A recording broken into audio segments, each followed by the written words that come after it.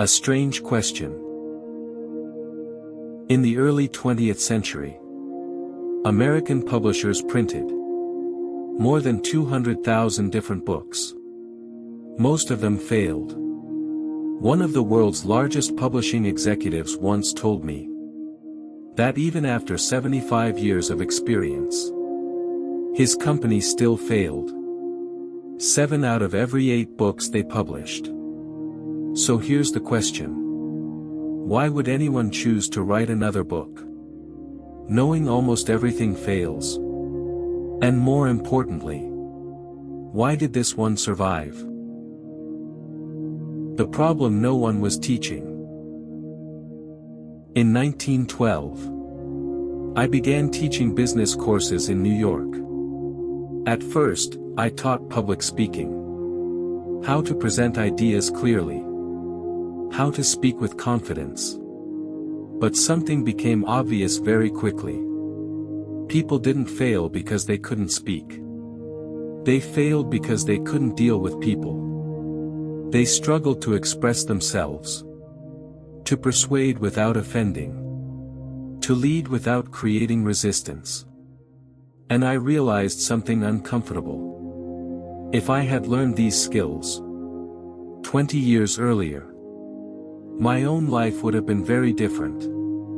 Because dealing with people, without losing yourself, is not common sense. It's a skill. The real driver of success. A study conducted under the Carnegie Institute revealed something most people don't expect. Even in technical fields, only 15% of financial success comes from professional knowledge. The remaining 85% comes from personality, communication, and the ability to manage people. More than 1,500 engineers attended my classes. Not because they lacked technical skills, but because they noticed a pattern. The highest paid engineers were not the most brilliant with machines. They were the ones who understood people.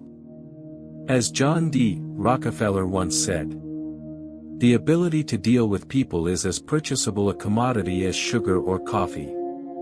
And I will pay more for that ability than for any other under the sun."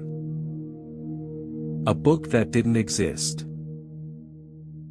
Universities searched for textbooks on human relations. They found none. There were books on law, on economics, on engineering, but not a single practical guide on how to work with people. So I began writing one. Not from opinions, not from theory, but from evidence. I studied court records, psychology, philosophy, biographies of leaders across history. I hired a professional researcher for over a year to search libraries I could not access myself. We studied Julius Caesar, Thomas Edison, Theodore Roosevelt, more than 100 sources on him alone. We interviewed inventors, political leaders, business executives, and cultural icons. All with one question in mind. How do successful people treat others?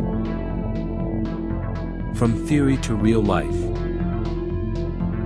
At first, the principles fit on a small postcard, then a larger card, then notebooks. After 15 years of testing, the book was finally complete. But this was never meant to sit on a shelf. Students were asked to apply the principles in their real lives. And the results were unexpected.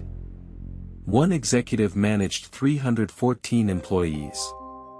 He was critical, harsh, cold. After applying these principles, his entire workplace transformed. People became loyal, motivated, engaged. He once said. Before, no one greeted me. Now, even the security guard welcomes me as a friend.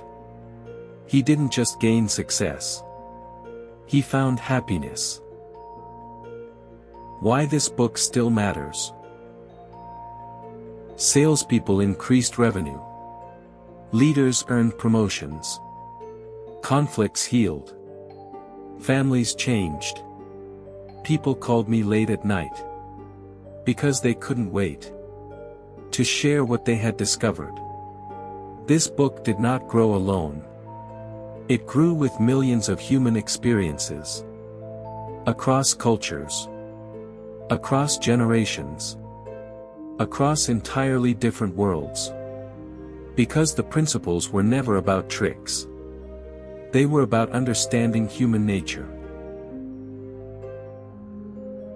The real purpose.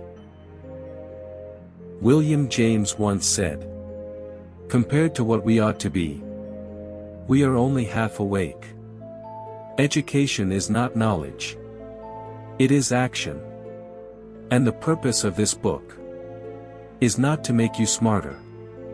It is to help you uncover abilities you already possess, but have never learned to use. That is why this book exists. And that is why it still matters.